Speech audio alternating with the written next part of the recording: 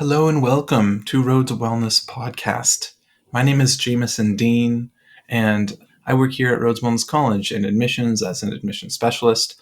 I also come from 10 years of work in the wellness industry in coaching, counseling, intuitive psychic medium work, and end-of-life doula work. And I'm here hosting the podcast with a wonderful guest named Vanessa de Souza. Vanessa, please introduce yourself and tell everyone who you are, what you do, and what maybe leads you here today. Yeah, thanks so much, Jameson. Hi, everybody. My name is Vanessa, and I am the Supervisor of Life Skills Counseling at Rhodes Wellness College, and I have been with the college for just about 3 years now as a faculty member, and most recently in the supervisory role, supporting students and faculty in the second semester. I am a registered social worker and psychotherapist, and I've been working in the field of mental health for, well over 10 years.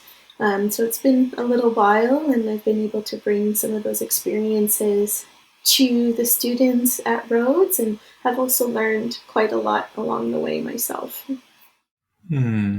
Amazing to hear. So a student that's constantly learning, and also a supervisor of semester 2 in either the life coach diploma, wellness counseling diploma, or professional counseling diploma. In respect to the semester 2, really, you could explain this really well, but the transition from coaching in semester 1 of our programs into semester 2, which is where you start to become more of a counseling-informed coach, learning the importance of counseling. And from what I can, wrap my head around, the importance of learning basic counseling, employment counseling, youth and family counseling, trauma counseling, addictions counseling, and clinical practice and assessment. Which basically says, okay, when the helper is with a client, where and how can they identify what might be coming up from the past when working with the client, and what is it, and why is it maybe getting in their way right now to support them moving forward? And how can then that helper suggest that they see maybe a counselor, while also learning how to work with them as a coach and not get into a full-on counseling session is kind of what I'm gathering. Does that kind of make sense? Yeah, that absolutely makes sense. That is truly the essence of second semester in this program, is in supporting students in learning that what line to sort of toe given their practice, and when is it appropriate to maybe refer out for certain challenges with clients given their scope, and when is it maybe helpful to stay in and continue the work. Mm-hmm. Mm-hmm. Yeah, that makes sense. And, I think it's important to help our clients feel their feelings and tell them that it is a safe space. Yeah, but when does that line become kind of pushed too far to have it become more of a counseling session? And of course, we have the skills to allow a lot of presence, I imagine, and care and attention to them. But what are they facing that they could use a counselor as well in their life if you're working with them as a coach? Because semester 1 teaches you how to become an excellent coach, helping more in the present moment move forward. And then that counseling comes into semester 2, for example, in the life coach diploma, which is 2 semesters, wellness counseling diploma, which is 4 semesters, or professional counseling diploma, which is 6 semesters. And just so anyone understanding, or following, our nutrition program does not include this semester, just as a side point, along with some of our other programs like RMT, of course, or our end-of-life doula program either. So this is predominantly in those other streams mentioned. Yeah, thank you so much for clarifying that. Yeah, you're so welcome.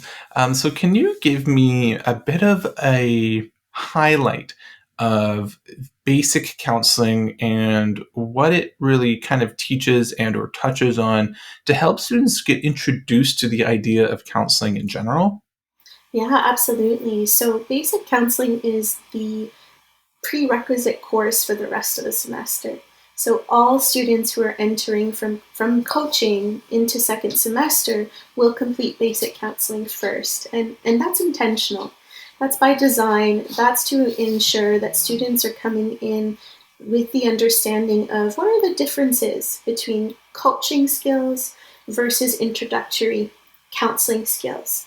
And being able to hold space in heavier emotions than they maybe typically have learned to in coaching.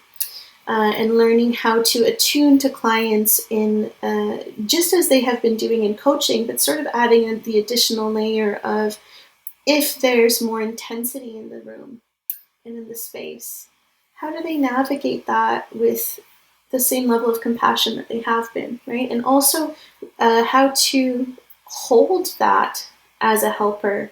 It's not necessarily just about what we can offer clients, but how do we do that for ourselves as helpers and ensure that we are creating a container for the relationship in the room. Hmm. Yeah, I'm hearing that it's very much about how the helper holds their emotion that might be coming up, kind of compartmentalizing it with their own self and understanding the self-care that's needed through that type of process or approach. While also knowing, you're not there to full on counsel them in, say, a CBT session because they don't necessarily have that training yet. And that's not what the client's there for. And as a side point, that's something you do learn in semester 3 or 4 in, for example, the Wellness Counseling Diploma or Professional Counseling Diploma. So that's really interesting how introductory it is and how integral that point is that I really want to kind of hit home here and identify. And it leads me to my next, curiosity question. Is it always employment counseling next, or what is the order in which could be next? Could it be up to a few of the next few classes? Yeah, so it's really mixed, and there's a lot of variety here at Rhodes. For a multitude of different reasons, but we ensure all students are walking into second semester completing their basic counseling so they can learn, like you're talking about, that space, holding space for clients, also assessment skills, learning how to ask probing questions to elicit, quite a bit of information from clients that would be helpful in informing your work. However, the next course will vary. It might be employment, it might be youth and family, it might be addiction. And so these are all tasters, by the way. Like, we are not expecting students to walk out as experts in these areas, but rather getting a sense of what would this be like to work within this space, or if these topics were to come up in sessions. Mm-hmm. Yeah.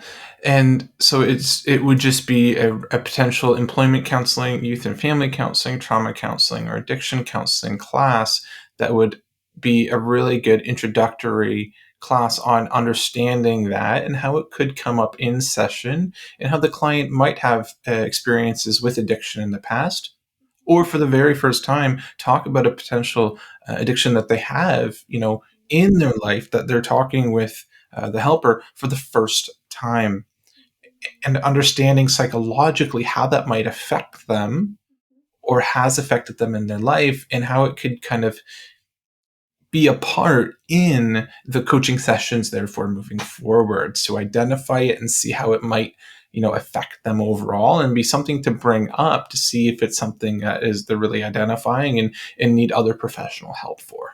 Yes, exactly. That's correct. Like, I find that the second semester mm, fosters a more robust coach. Like, it really does, though, in the sense of giving coaches a taste of what does this sort of look like to go beyond the coaching role, and how do I come to understand that better, so I'm staying within my own competency and I'm maintaining, safety within sessions. Yeah, and I think that goes to say with everyone, like trauma counseling or youth and family counseling or even employment. We're helping the helper really understand these different parts that can come up in the session and how to hold them.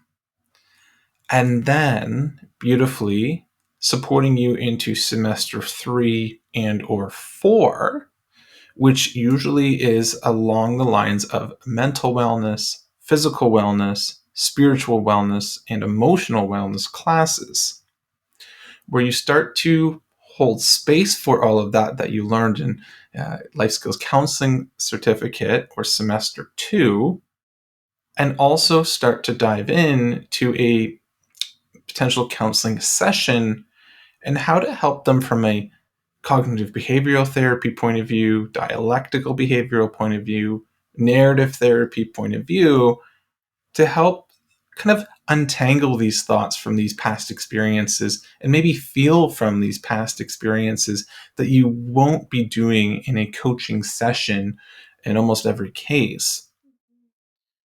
And that's the importance, I think, of that semester 2 being more of, okay, you're counseling informed and a counseling informed coach, but you're not to exactly counsel, especially until you finish off semester 3 and 4, but even more so, semester 5 and 6 to complete the professional counseling diploma, to be well equipped to actually, really go out there with a confidence and competence as a counselor that can support people with significant addiction or potential trauma from the past, and more of those emotions that are really going to come up that you're going to have to hold a lot of space in and with.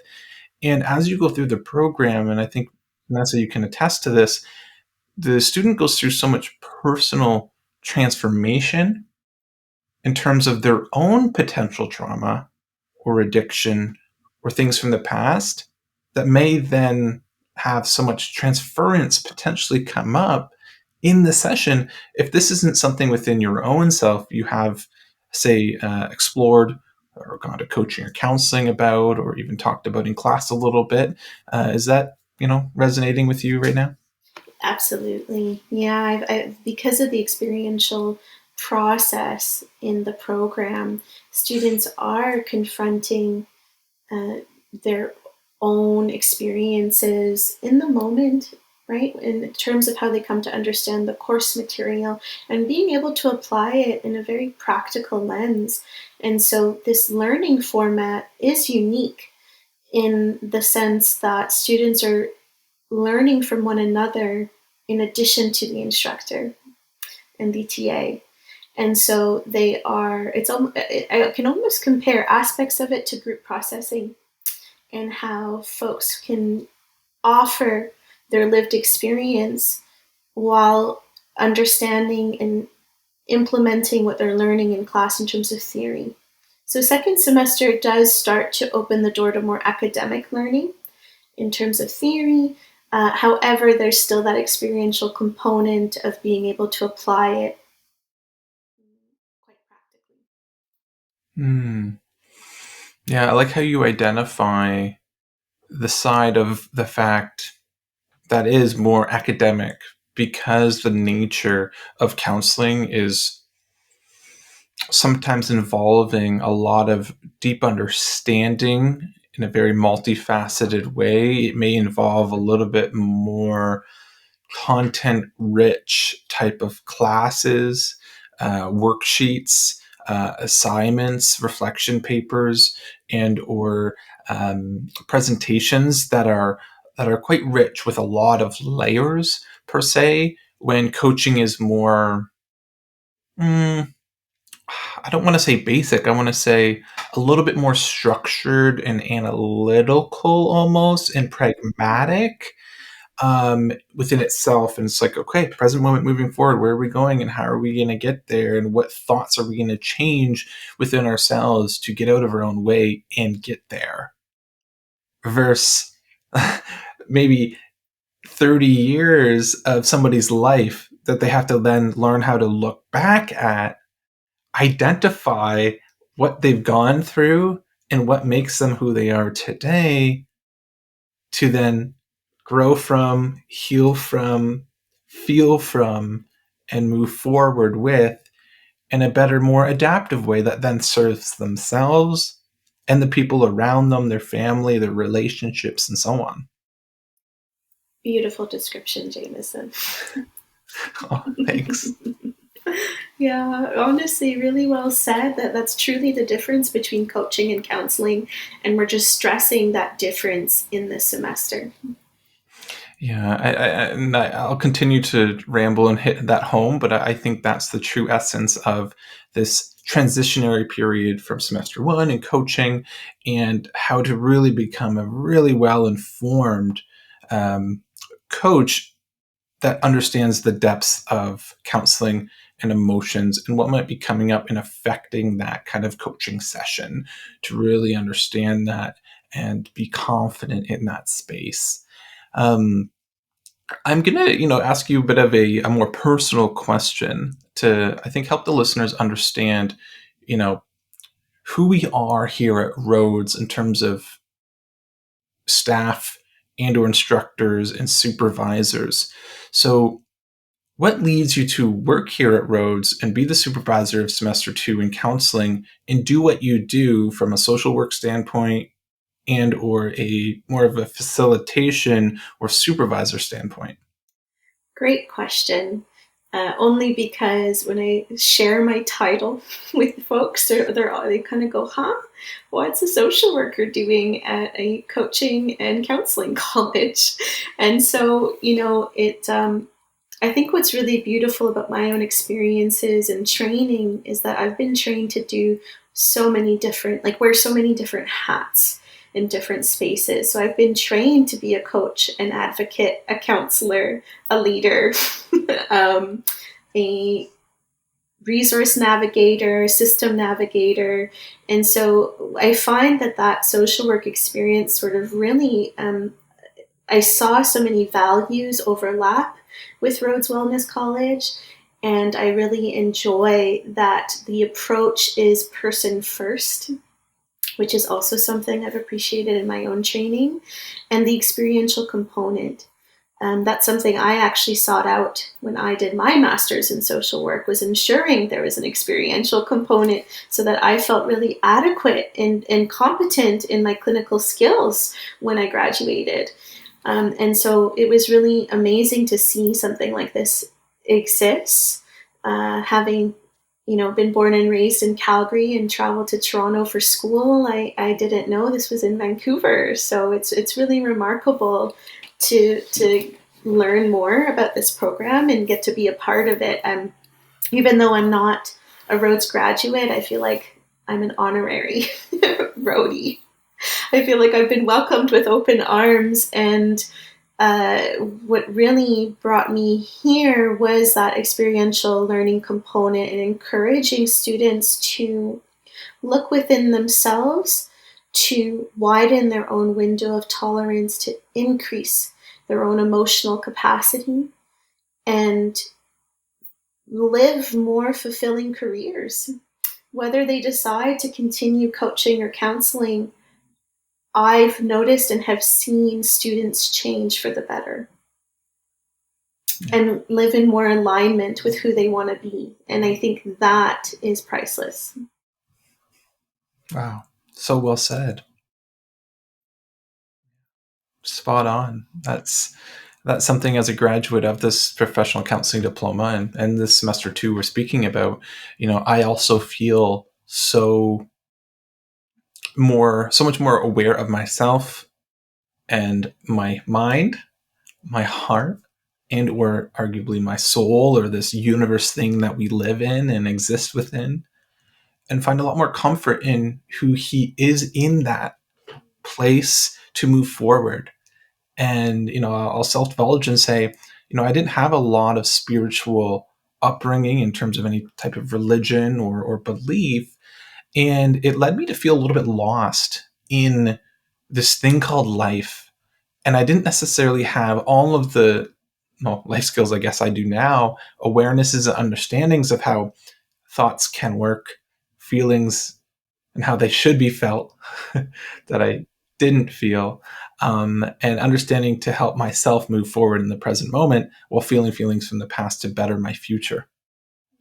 And once I kind of understood that, while also learning cognitive behavioral therapy and how thoughts lead to feelings and then feelings lead to actions. When I wrapped my head around kind of these concepts, things started to make sense. Life started to make more sense to me in terms of finding more, I guess, contentment in the present moment on a day-to-day basis, because I had these super foundational teachings that are well tested and studied and researched that are very true to this thing called life, that then added trust and faith in myself and my way forward, whatever it is to come, to then prevent anxiety and also help bring up what made me potentially depressed or anxious from the past. Yeah, thank you for sharing a little bit more about your story too. I think it's so important for people to, or potential students, or even current students, to hear what this process is like, because it is unique from traditional academic programming. And I also want to comment on that too, having done the traditional academic route myself. I have changed for the better because of Rhodes. I think as faculty, we are also embodying what we teach, and we are also sharing pieces of ourselves with our students, not just our experiences with clients, of course, but also who we are as humans, and that we're fallible, that we're imperfect, that, there will be mistakes, but how do we practice self-responsibility? And uh, if there's ruptures in the relationship with our clients, how do we own up to that, and how do we move forward from it?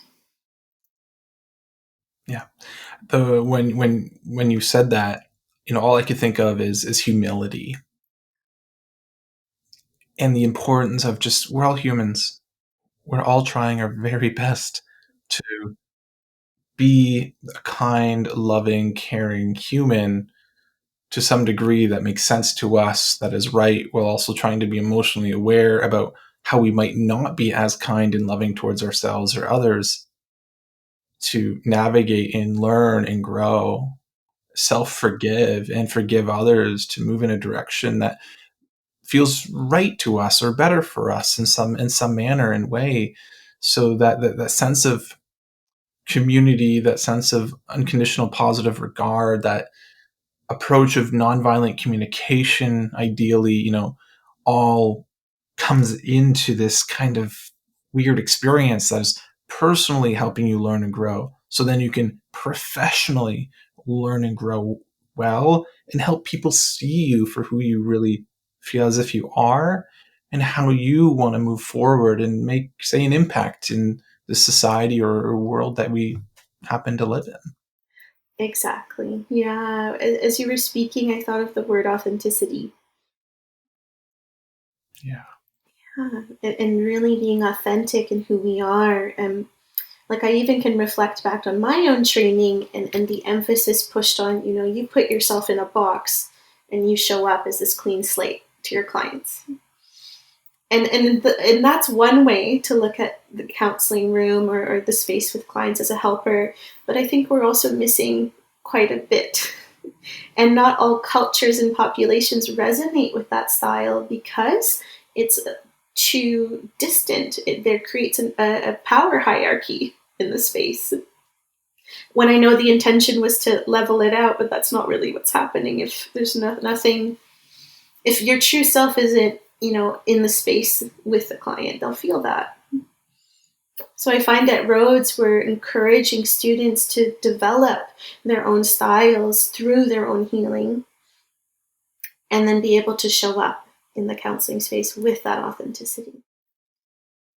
I completely agree. And there's a balance of being authentic and also being professional in the same vein that we talk a lot about in semester 5 and 6 in the professional counseling diploma program, and how you're going to show up authentically while also being very professional and not too cold and, say, arguably clinical at the same time, and creating that warm kind of soft blanket kind of feeling that really helps you, the client, at the end of the day, really feel seen and heard and supported, and provided, potentially tools to add to the toolkit to practice and implement to really learn and grow well moving forward, while feeling like it's a space that they can really authentically show up, because you're authentically showing up to help them feel like they can feel their emotions that they've maybe never felt before, talk about things or verbalize things they've never said to anyone else,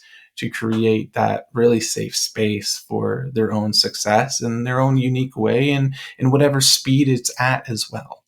Yeah. Yeah. So thank you for naming that. That's absolutely like the other part of that lens is the professionalism, which, I would say is a part of the program from the very beginning. Something that's included in every semester is being graded on professionalism in each course. So at Rhodes, that's also quite unique in the sense of we are supporting clients in developing their professionalism skills right off the bat. So they are showing up in the classroom in the way that they would show up with their clients. So it becomes so inherent to their practice, they're no longer thinking about it, and it's a checklist. It's just who they are. Yeah. And I want to say it's second nature, but I think it's just first nature. Yes. Yeah, so That's true. that's what you are and or become, and or you've always wanted to be for so long, is that warm, loving space or energy that can support and show up for others, no matter what they're saying or showing up like in session, to support them. And some people come into this because they've never been supported by anyone else like that in their life, and they wish they would have been. And it's almost like they're doing this for their past self and giving their past self what they've always wanted. So it's it's pretty interesting when we psychologically wrap our head around the desire for that and why it might be coming up for some people, and what that could mean as well. And yeah, what leads us to do what we really want to do and how we want to move forward. And to some people, get paid for it as well and be credited if that's a desire, or go on your unique way. And something one of our great coaching instructors, Jill, talks about, and I spoke with her about her being the supervisor of semester one. She often asks students to say, in class or to themselves, and identify, why are you here? Why do you want to be here to move forward well?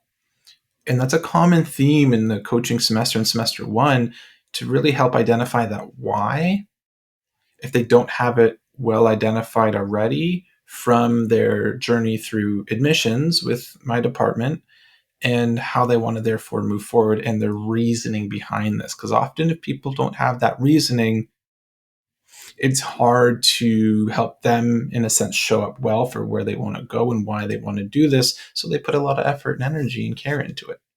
Yeah. I love that because I think that that's revisited along the way. I see that in fifth semester and sixth semester as well. Folks are writing a paper around why do I want to be a counselor? So it's like you start off your journey checking in with Jill there and the amazing instructors within the coaching department. And then if you continue on to the PCD program, you're checking in again. Mm-hmm. What's bringing you here? What's driving you? What's keeping you going in this work? Mm-hmm. Mm-hmm. Yeah, it's interesting on how and why people come into this work at so many different parts in their life.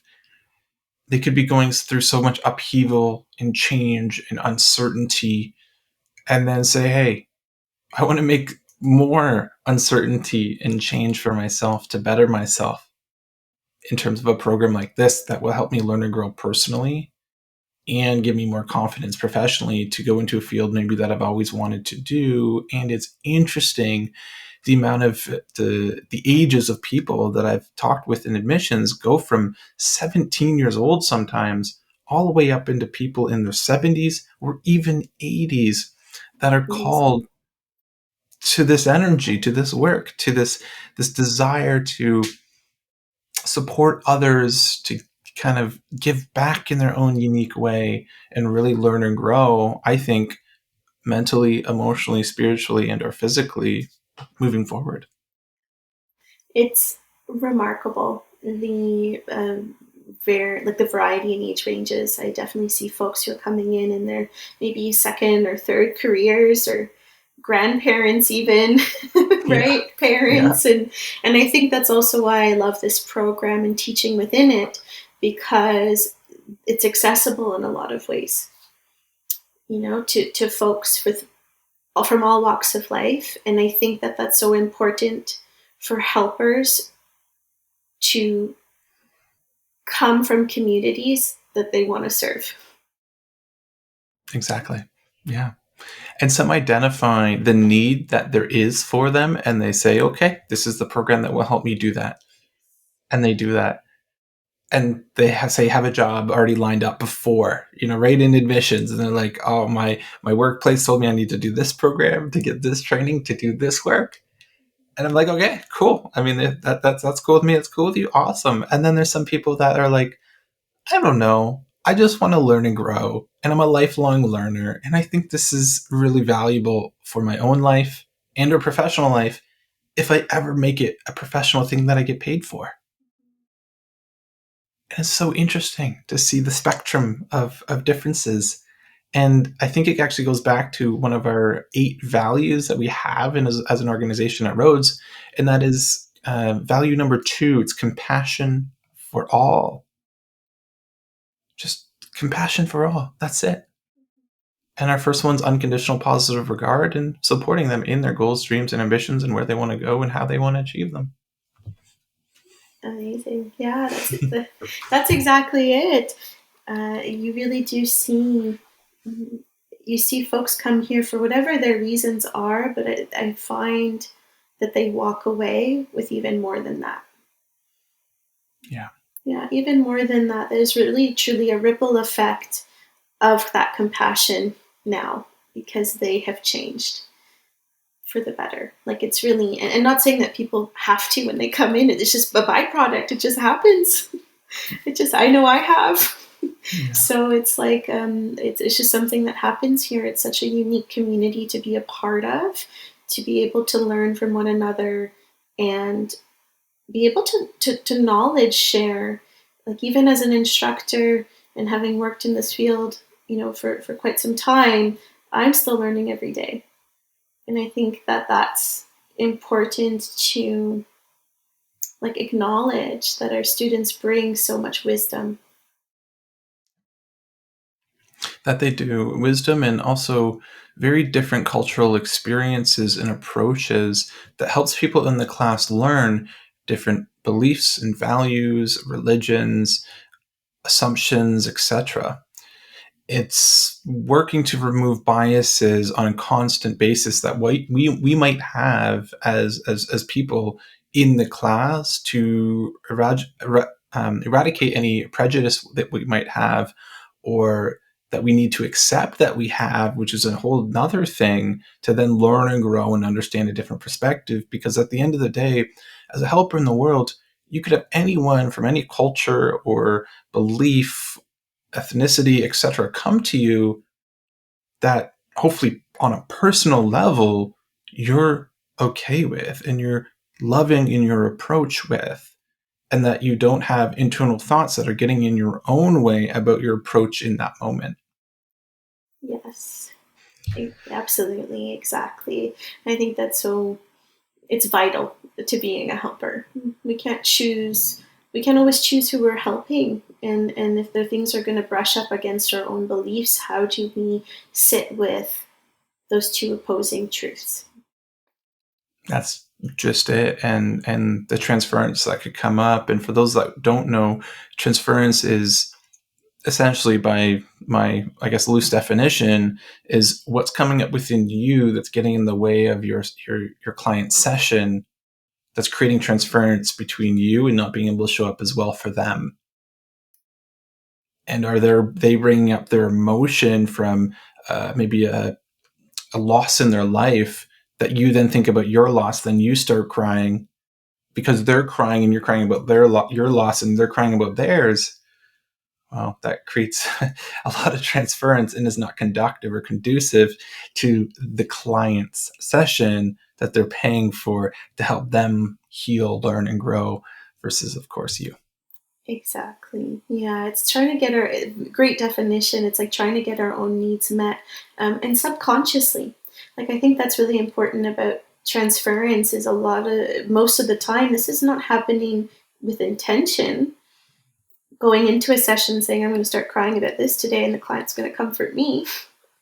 It just happens, and so this program teaches students to build up their awareness around what are the things that have energy, weight, or sticky that I may need to continue to work on so that it isn't coming into the sessions without knowledge.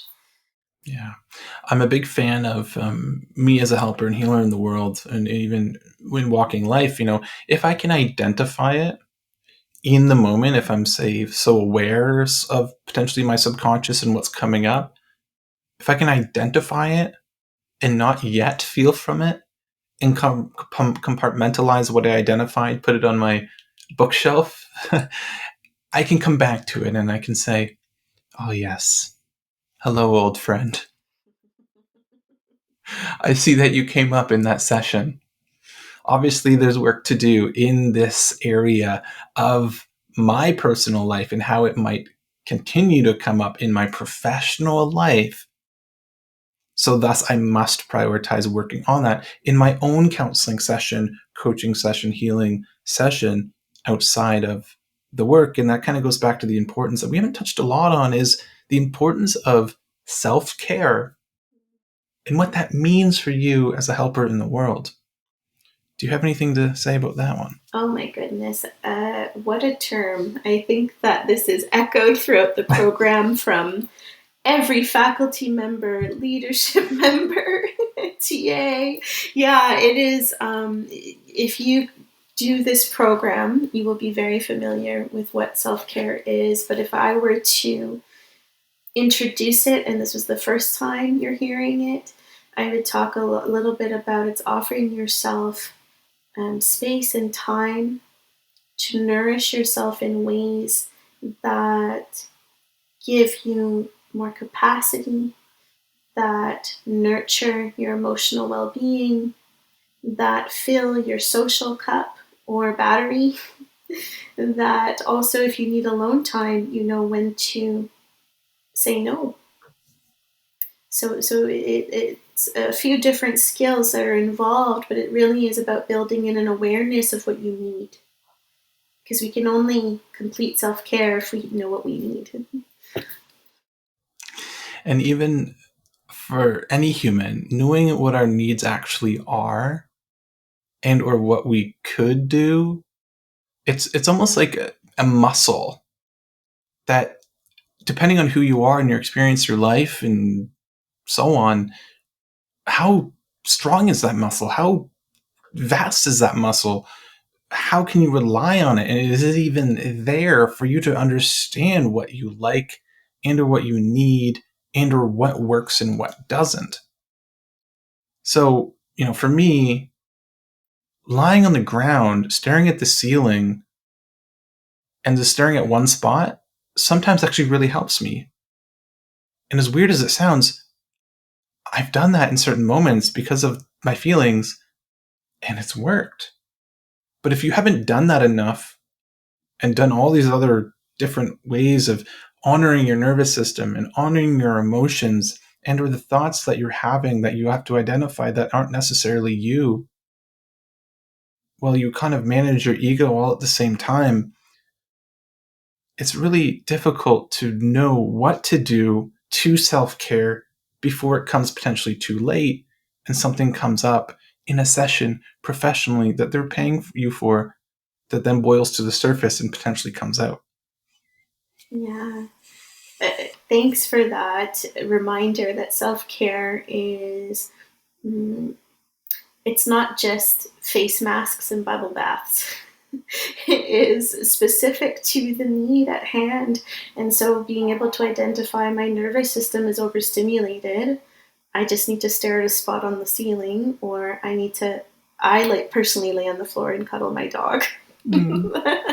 I've absolutely done that between sessions because sometimes you just need immediate grounding before coming back in and sitting there, like you said, with someone who's paying, who's deserving of all of your attention and time. Yeah. It's so key. It's so important. And of course, we're not all perfect. We're all trying our best to learn and grow in this field of what it is to become a great helper, counselor, coach, energy worker, whatever it might be, that this program and even this semester helps you better understand and wrap your head around the importance that it is when in session with a client at the end of the day, and how these areas can help you learn and grow personally and thus professionally when it comes to a more counseling focused approach, or not, and how that prepares you for semester 3.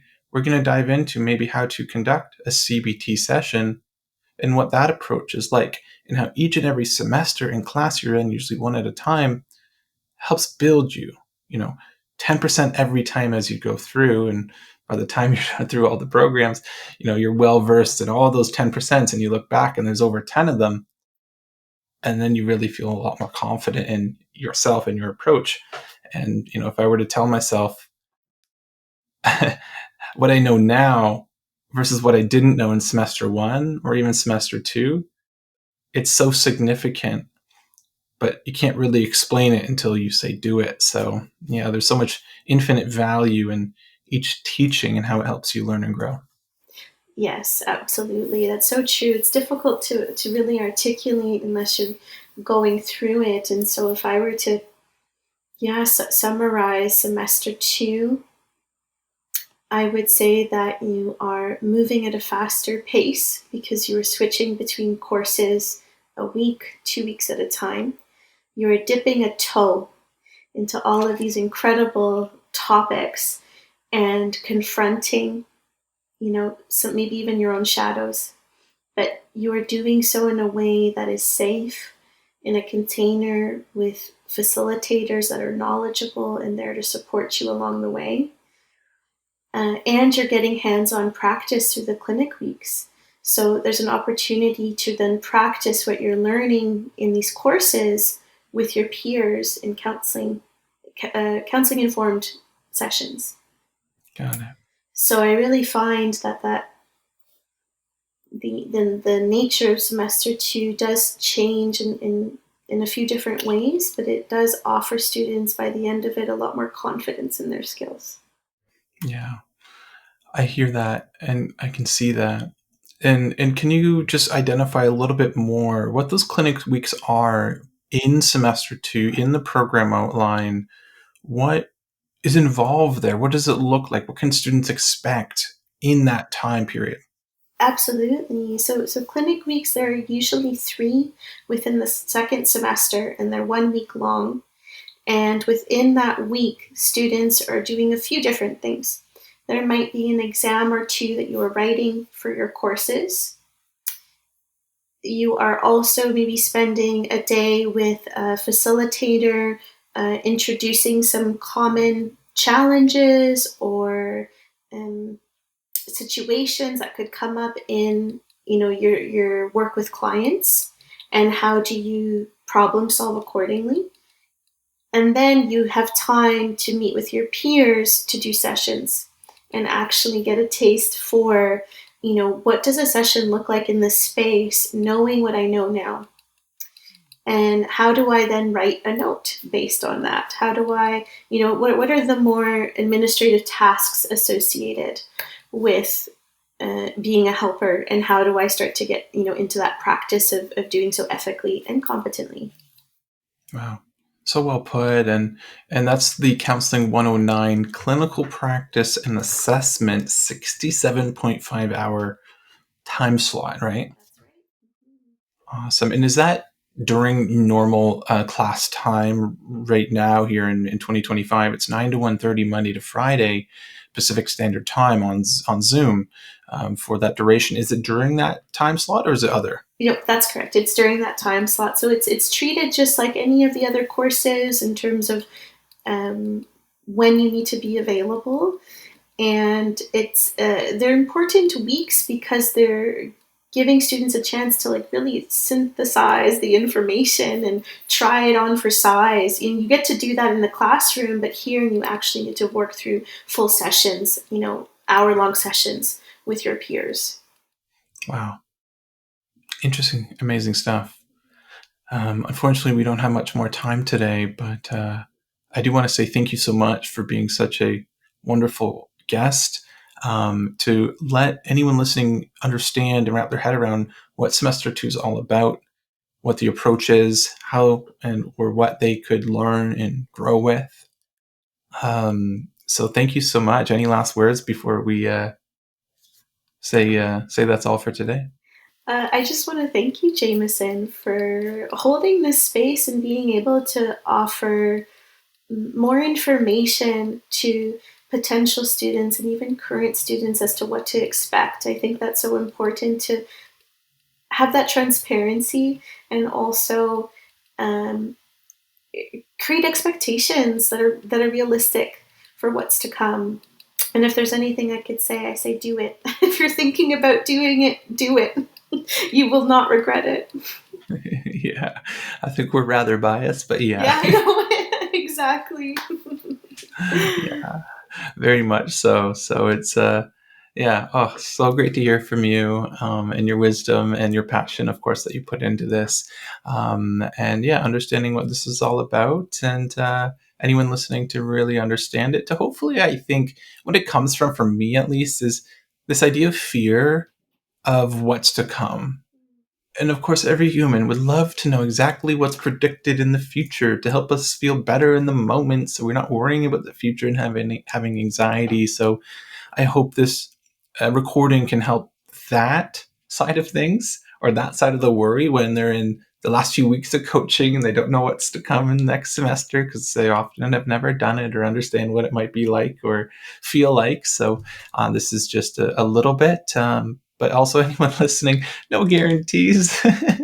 Who knows on what could happen? But also, this is approximately what could. So here we are. Exactly. There's always going to be a little bit of uncertainty because what's really lovely and amazing about Rhodes is we take into consideration student feedback. So if there are things that need to shift and change with the changing best practices or the times, that's available here. And so it's true, we can't, say this is for certain going to happen. However, we're also training students for that work with our clients because you're not going to know what you're walking into. That's so right. So I'll end it there and wish anyone and everyone listening the very, very best in what's coming up for them and their future and their goals and how they want to show up. I will say you can reach me personally and professionally through Rhodes and or through my own private practice if you feel called. I have an info sheet on Rhodes Wellness rhodescollege.ca, all about me and my approach. And you can contact me at jameson@rhodescollege.ca. And you can even connect with Vanessa if you have any questions about semester 2. Do you want to throw your email in here? Yeah, for sure. So it's vanessa@rhodescollege.ca. Awesome. So that's how you can reach us. And also, I work here in admissions and would be more than happy to speak with you if you're listening or clarify anything at all.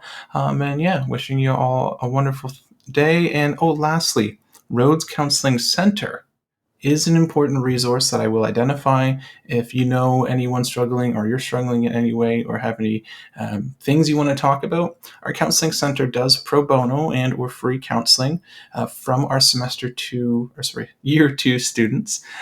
This is talking about semester 2, but when you come into year 2, they're offering sessions for free to anyone, mostly in Canada or even parts of the world, in a Zoom session to flex their skills as new counselors in the world. So if you are called to that, you can see that under About Rhodes on rhodescollege.ca. And that's everything for today.